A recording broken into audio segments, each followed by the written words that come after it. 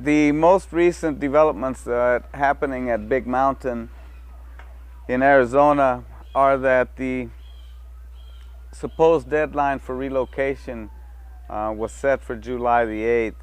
At that time, the government had pressured the Hopi Nation to force the Navajo families living in what was called the joint use area to be forcibly relocated from their homelands.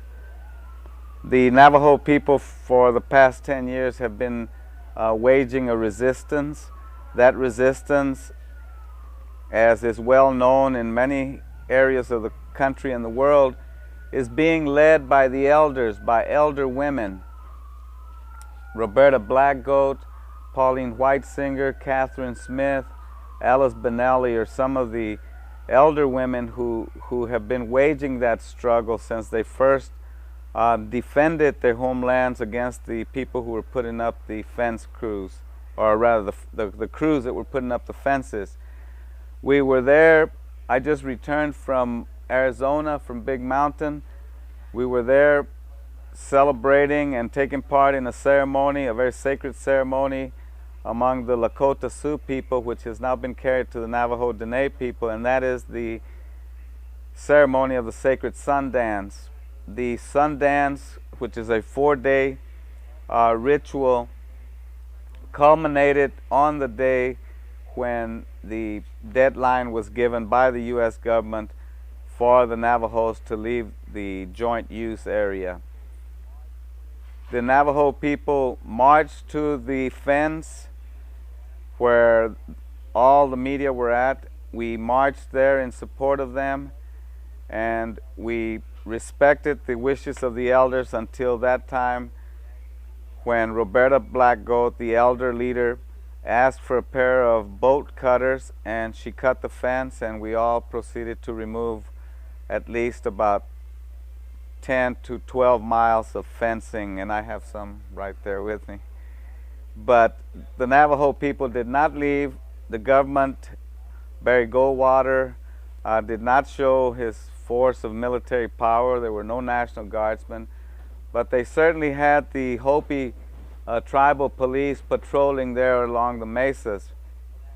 When we talk about the struggle at Big Mountain, we like to show the parallels happening in other parts of the country and in other parts of the world.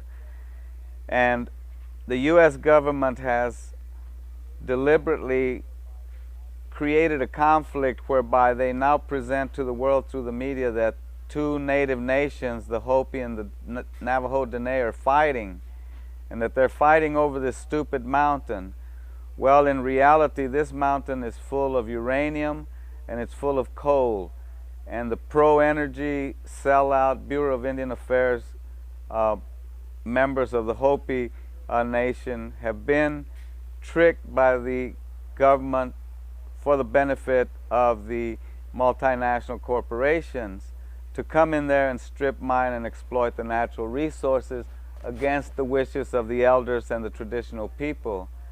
It puts me in mind very much of the situation in Central America. I look at the Hopis very much as I do the Hondurans in this situation whereby the government is pressuring the Honduran government many times against its will, although being induced by monies like they are on the Hopi reservation, and now are putting more pressure on the Hondurans to really wage war against the Nicaraguan people and their elected government.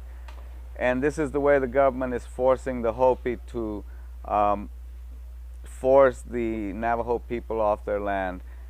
What the Hopi have come up with now, since the Navajo did not leave, is that they have now extended them another 30 days, at which time they must leave or they will take some kind of action. But again, the tribal chairman for the Hopi is very much a pro-energy